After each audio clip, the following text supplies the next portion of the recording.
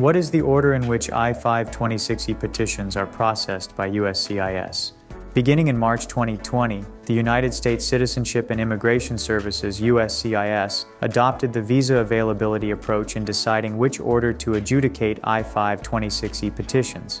This model prioritizes I-526E petitions by EB-5 applicants for whom an EB-5 visa is either immediately or soon to be available. With the former first-in, first-out FIFO method, USCIS adjudicated I-526E petitions in the order in which they were filed.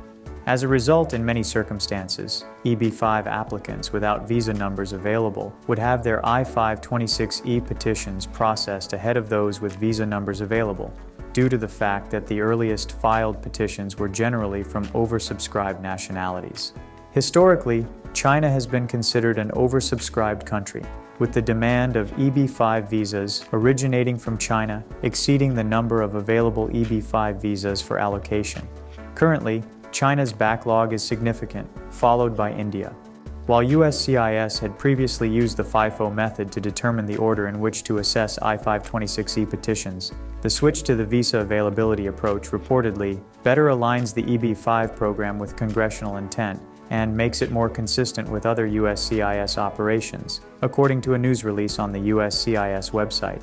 In the same news release, USCIS Deputy Director Mark Koumans goes on to explain that the visa availability approach gives eligible EB-5 investors from traditionally underrepresented countries a fairer chance at receiving EB-5 visas without having to undergo overly lengthy processing times. The visa availability approach takes into account the EB-5 investor's country of birth, which is information they should provide on their I-526E petition, as well as Chart B of the Department of State Monthly Visa Bulletin, which shows visa availability for the petitioner's home country.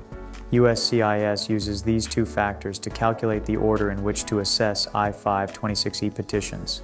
However, the EB-5 Reform and Integrity Act of 2022, RIA, introduced another aspect to the order of I-526E petition processing.